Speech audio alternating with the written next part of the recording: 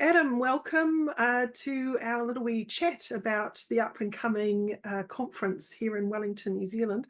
Obviously, you're not going to be physically there, but you absolutely are going to turn up and share some wonderful topics. And we've got two topics. So I thought maybe we'll start with a little bit about yourself so people can understand where you are and what you do. And then we can sort of segue into finding out what's on for the agenda. Of course. So my name is Adam Cox. I started hypnotherapy probably when I was about 15 years old. I was a very anxious teenager, very shy. Saw a stage hypnosis show. It kind of got me fascinated with what this strange thing was that I was kind of seeing. And even as a child, reading lots of books on kind of psychology and memory techniques and that kind of stuff. And that started my journey into the world of kind of psychology, personal development, and hypnotherapy. The real catalyst for me was when I was 18, 19 years old, left home, studied psychology, ironically, but then had severe social anxiety, didn't know what was going on, but tried to kind of figure it out. And I made in hindsight, a wise decision. I didn't see a GP. Now I know that they would have kind of diagnosed me with depression or generalized anxiety disorder. I come to the conclusion that somehow I was doing this to myself and I wanted to kind of fix it. So I spent a lot of time in 24-hour libraries at the university where there was no people. If you've got social anxiety, you tend to avoid people, and learn everything I could about hypnosis, NLP, psychotherapy, all the different kind of change modalities. So effectively, I was my first client. So that was around 19 years old. Managed to get myself out of that kind of dark place. Revisited hypnosis when I was in my mid-30s because I'd built a PR agency at that point, ticking a lot of boxes, but not the box of fulfillment, if anyone's familiar with Ikigai. So kind of reflected, and it's like, well, what am I enthusiastic about? What do I read and learn about, even if there's no financial incentive? And it was always hypnosis. So I thought, okay, maybe there's a clue there. So studied in the only university recognized qualification here in the UK at the time. So with the London College of Clinical Hypnotherapists, two postgraduate qualifications, and dove into it, set up a practice in Harley Street. So for anyone that knows London, it's quite a prestigious street. My combination of having a background in public relations plus having a Harley Street clinic actually enabled me to get some very high profile clients and build a client base and get lots of publicity about working with high profile clients, and kind of built a brand from there. These days, I'm most well known for having a podcast because I kind of made a bit of a change in the early COVID to think, well, I'm going to be seeing less clients. What can I do to kind of still kind of keep my mind sharp in the world of hypnosis, and creating a podcast about hypnotherapy was that solution. What a journey. Often it's an interesting thing how people stumble across or get into hypnotherapy as a career, and how profoundly useful it can be in so many different ways. And I think a lot of people don't understand how it is a game changer when you can sort of play around with your mindset and you can start to sort of change the story, and then obviously your behaviors and outcome from there. It is huge. It's an asset that I think not enough people understand how hypnosis works and so on. You have a very interesting topic you're going to be talking on around fourth dimension. Now, a lot of people will go, what do you mean by that? So do you want to kind of give us a few little clues on where you might go to with this particular topic when you're presenting? Sure. Yeah. Well, first of all, there is a difference between fourth dimensional physics and what we can do in our imagination. There's a difference between going back to a memory and actually time traveling. Like, one is relatively easy to do because you just think of a time in your life when you had a specific experience and you're there. Actually creating a time machine, no one's actually done that yet. Stephen Hawking, I think, scheduled a time traveler's party to invite people so that if it did exist, people would know where to be at a particular time. So there is, of course, a very big difference between actual fourth dimensional physics and the imagination. But there are so many parallels. And for anyone that's listened to my podcast, they'll be aware of how much metaphor I use in my hypnosis sessions. And the more I started looking at the parallels of what represents fourth dimension rather than three dimensions, it kept coming back to the imagination. The key difference between our three-dimensional reality and fourth dimensions generally is time and space. Time is perceived to be more fluid in the fourth dimensions. It's kind of like a realm that you can navigate rather than, for us in the three dimensions, it's very much stuck to a linear, a very regimented process, and that's how we plan things and live our life. So the more I looked into fourth dimensions, the more parallels I saw. So things like teleportation or let's say moving through time, even the direction of time, the rewind technique or stage disassociation. Can't do that in reality. You can't actually have things going backwards, but you can certainly do that in the fourth dimension where time is fluid.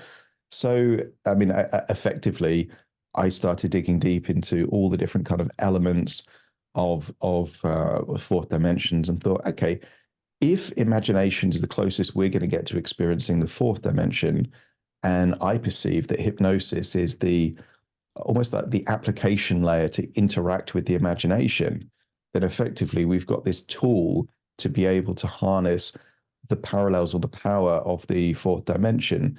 And there are numerous examples, Einstein being the most famous, of a fourth dimensional thought experiment that led to real change in our three-dimensional reality. The equation E equals mc squared came from a thought experiment where Einstein imagined traveling at the speed of light, and then how time changed from different perspectives. That's harnessing the imagination. That has to be a trance state that he was in, because for me, the definition of a trance state is most of your attention is based on an internalized reality rather than an actual reality. So he did self-hypnosis and came up with EMC squared. Well, that's one of the most profound scientific breakthroughs and theories that we know. So there is real examples of people harnessing the imagination for real world change. And for me, that's what hypnotherapy is. It's leveraging the power of the mind to make changes that happen in the real world. And I think that when people do things like past life regression, it's that kind of thing that's happening. It's harnessing the imagination. A breakthrough takes place in one realm, let's call it, and then we get the benefit in our actual reality. So it's a metaphor. Clearly, I'm not saying that we can kind of suddenly harness the fourth dimension with imagination, but there are so many parallels that I think it is one of the ultimate metaphors for hypnosis is to think of the imagination as the fourth dimension and hypnosis as the portal into that fourth dimension. Mm. I kind of look at the mind and the construct of thoughts and then the retrieval of memory being a little bit what we call hit and miss. We fill up the space that we don't remember. And it's important that if we're going to bother playing around with memory, that we make a nice job of it, that we can at least use that memory file in such a wonderful way that we can affect our future selves to come. And if we can imagine that future self as if we're there right now and automatically experiencing that positive shift that we might have done with a memory when we were 5 or 10 or whatever that is, that is a powerful tool for the mind to reset and recalibrate that vibrational reality. And so when we're thinking about that idea of moving in a quantum level, our mind and the world around us, I think you kind of more closer to that idea of what physics is trying to talk about actually than just a nice sort of label. I do think that we are co-creating, and there is something about that fourth dimensional aspect that we underestimate of how powerful we can be when we work with that timeline of reality. It affects change in the here and now, and that ripples through time. It changes how we retrieve the memory, and it changes what we do next. So, you And know, I don't think it's an accident that so many hypnotherapeutic protocols like regression to cause, timeline, future pacing, it all involves time, you yes, know, and time is linear in our three-dimensional reality. If we want a future pace in reality, we have to wait a couple of years. We yeah, could do it instantly in our imagination. So I think there's abilities to do that. The other element, which kind of links to the fourth dimension, I quite like, is this idea of multiple realities or parallel universes, or what Marvel has harnessed to the multiverse. And a lovely phrase that I've started using in my hypnosis sessions is, imagine infinite different realities of you. I want you to visit the version of you doing the best with what you have, exactly the same genetics, exactly the same intelligence, but what's that life like for you? And if they imagine every single iteration that could ever be of them, and the one that's doing the best of all those iterations, it takes them to a place which is quite empowering, because what they're saying is it must be possible because the genetics and the capabilities are the same, but they're living a different life. And that element of kind of, whether you call it simulation theory or kind of the multiverse, is another powerful metaphor. But it's all dealing with fourth dimensional physics, is things that can't happen in our three-dimensional reality, but can happen when you start looking through the lens of four dimensions. hmm. The thing is, it's affecting change right now in this quantum level of Mm. experience. Even if it's a concept and you think, oh yeah, well, that's just a concept, it's still, as soon as you give birth to that concept and contemplate it, you give energy to it. So therefore it starts to exist, right? And every author knows that. If as J.K. Rowling created the Harry Potter universe, and for many people, that's as real as a country they've never been to, Mm, because it exists in their mind, and they can imagine certain places within that universe. And the imagination is very, very powerful. I've heard some people say that everything that can be learned about hypnosis has already been studied. They just call it different names.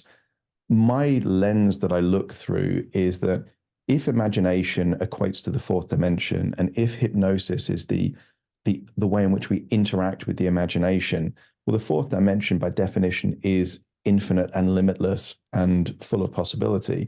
So therefore, there could be infinite new protocols that we haven't even dreamt of yet, because we're just looking at it through hypnosis, through a three-dimensional construct. Why not make it slightly more complex? But if that becomes more empowering, then it's useful. And I think that's how I look at all models, all theories, and all metaphors. Are they useful? If they're useful, let's use them. absolutely.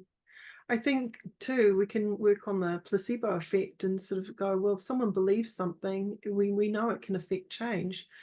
So if we can allow that person to experience something so convincing on a hypnotic level or plane, why wouldn't it make sense that it could do some fantastic things with the body, with healing, with all sorts of things? And I think we're just beginning to understand more and more about the mind-body connection, and neuroscience, and what's really going on when someone goes into hypnosis, what's going on with the brain, what's different about that versus our normal conscious communication that we are entangled in our dramas and so on.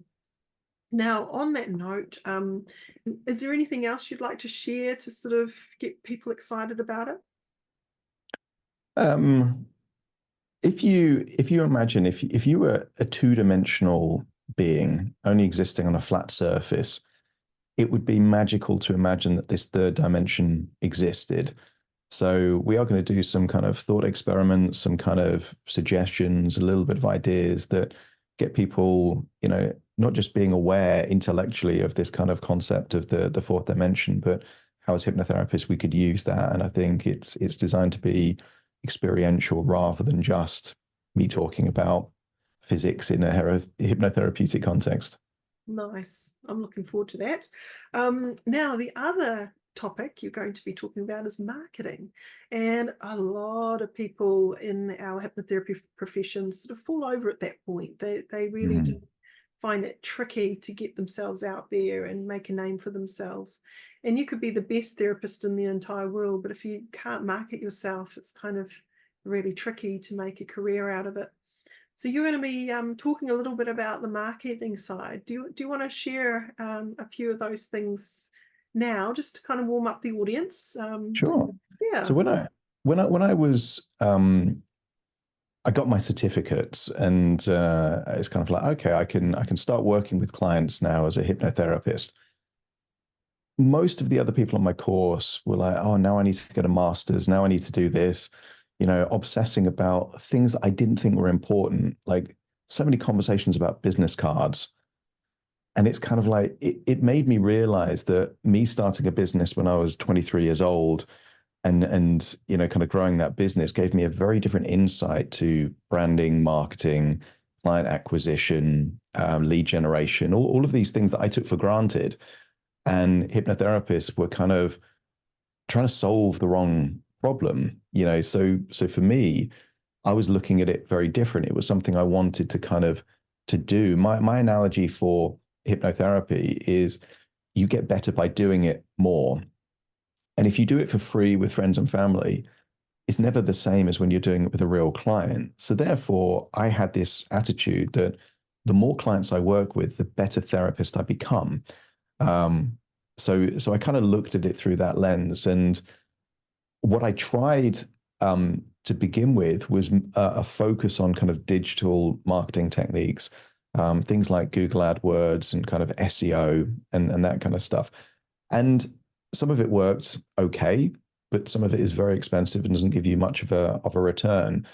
What I'll be talking about mainly in the actual talk is some of the things that you do once and you can get the benefit for a long period of time. So having a clear niche, having a good brand, having something that positions you in a level of credibility or authority, but also what's been really useful for me in terms of actually getting clients in a very cost-effective way are organic approaches such as YouTube and podcast and kind of blog articles. And I like that kind of evergreen organic content where you do the work once, it becomes like a toll booth. I've got one YouTube video that took me 10 minutes to create that is still creating clients now. It's created like every few months I get a new client. Now, if you just relied on one piece of content, that's not enough to keep you busy. But if it works with one, then you can do it with lots of different areas. So that element, I think what puts a lot of people off marketing is this idea that you've got to pay for everything. And there's an element of truth to that. My PR background, advertising is what you pay for, PR is what you pray for. So, there is that element. Well, if you pay for it, you can get the control. And if you find a winning formula and you want to be really busy, you can turn that tap on, with more pressure and you can get more clients. But you're paying a premium for that. You're paying platforms like Facebook and Google and Instagram and all this kind of stuff. I can probably share more about the organic approaches so that if someone has a good idea or an area of expertise, how can they create the kind of content that could still fill their diaries, but in a way where they get the value again and again and again. And I think for me, being aware of so many hypnotherapists that don't have so many clients, and I go to conferences and people say, well, it's a very fulfilling profession, but there's no money to be made in this profession. I'm like, well, that doesn't make sense for me because my diary is really busy. So it's helping talented hypnotherapists to figure out ways to not just be busier, but also be more profitable. And the way that I look at the profit element of hypnotherapy is that you have to be earning enough so that there is absolutely no resistance at all. So some people say, well, my rates are quite high. And it's kind of like, well, any lower, and I just wouldn't want to do it. So it has to be at that level where there is no resistance. There is no element of, I'd rather be somewhere else. You've got to price it at that level. And the busier you get, then the higher you put your prices. And that's not a bad thing if people don't want to work with you, because there's going to be hypnotherapists that are growing their business that will take a lower fee to kind of do the same work. So I'll be talking about branding, marketing, and the actual strategies that people can use to actually have real clients, getting real money, and making that thing that they're probably passionate about actually a viable source of income. Nice. I remember years ago, I wanted to put up my prices and I was scared that people wouldn't come anymore. And I think most people can understand that. It's that little price. And I went away and I read this book, Money and Mindfulness. And instantly it made sense. And there was a little wee paragraph in there. They said, if you just calculate 30% increase per person, what would that mean for you per year? So I got out my calculator and it was like a no-brainer. And I could see how little that would be for the one-to-one client in the way of monetary exchange versus how big that would be over a period of a year of accumulation. Mm. I came back from a holiday and immediately put up my price, never looked back. And it was just like 30% done. And of course, we have to keep up with inflation and things like that, cost of living. So I think it's nice for therapists to continuously review, what they're actually selling themselves for and how they're valuing that. Because if you're the cheapest one in the market, people aren't going to value you. They're going to go to the one that maybe has the more costly price tag because it suggests something about that therapist's belief in themselves, and you're buying that belief, and it's a very interesting thing. Yeah, it's the halo effect, and the reason I had my first clinic in Harley Street was because it was considered prestigious. It was considered the pinnacle of where therapists go to in their practice. That's where I started because I wanted to harness the halo effect. So when they saw me at this prestigious address and this kind of top floor of this kind of central London kind of building, me with my three-piece suit and expensive watch, I know that that's already hypnosis.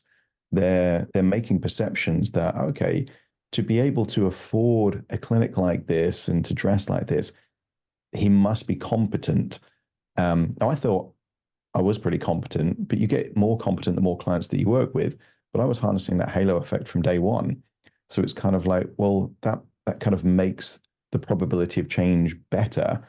But how you look and your location and how you work, that's all part of your brand. That's all marketing.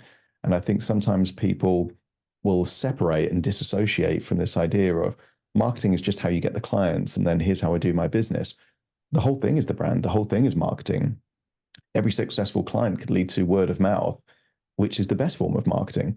So the whole thing, it's not something that you do marketing. It's kind of like you are your brand. You are, your way of people interacting with you. And I think any ways that people can be discovered and be discovered for the right niche that they're in and be regarded highly, any ways to do that in a cost-effective way becomes the ultimate marketing. So I'm approaching 8 million downloads on my podcast. It's not free because it takes my time and you have to pay a small amount for the actual kind of platform. But if I had to secure an audience of 8 million through YouTube ads or Google ads, there's two issues with that. One, it's very expensive. And secondly, I'm the interruption for the real reason that people are tuning in for that content. I want to be the content that they're seeking out. That has more credibility and it's more cost effective. So these are the kind of things I'll be talking about in that talk. Nice. Another one I'm looking forward to. That's good. So thank you very much, Adam, for talking to me today. And we're going to hopefully get some really, excited people wanting to find out more. And obviously there's an opportunity to ask questions and interact to a degree. Yeah. Absolutely. Yeah, no, I love, but for me, my approach is it's not a lecture, an interaction. So I'm hoping that people have, you know, interesting questions, ideas, thoughts. We do a talk and answer questions, and it will be Zoom this time, but hopefully in the future I'll fly out to New Zealand and see everyone actually in the conference. That would be amazing. We're certainly building, and that would be an incredible opportunity to have you over at some point in the near future. So let's put that on the calendar. Hmm. So thank you very much for joining me tonight. If anyone is interested in getting a ticket for the NZAPH conference, you can visit the website. The link will be below. And yeah, we'd love to have people come who are even just curious about hypnosis. You don't even have to be a fully fledged hypnotherapist yet to go along to one of these conferences and gain a lot of interesting information and meet people who are actually in the field and get to have a bit of a chit chat and work out whether it is your flavor, and go from there. So thank you again, Adam, for your time, and I'm really looking forward to catching up with you at the conference. Me too. Thank you so much. Cool.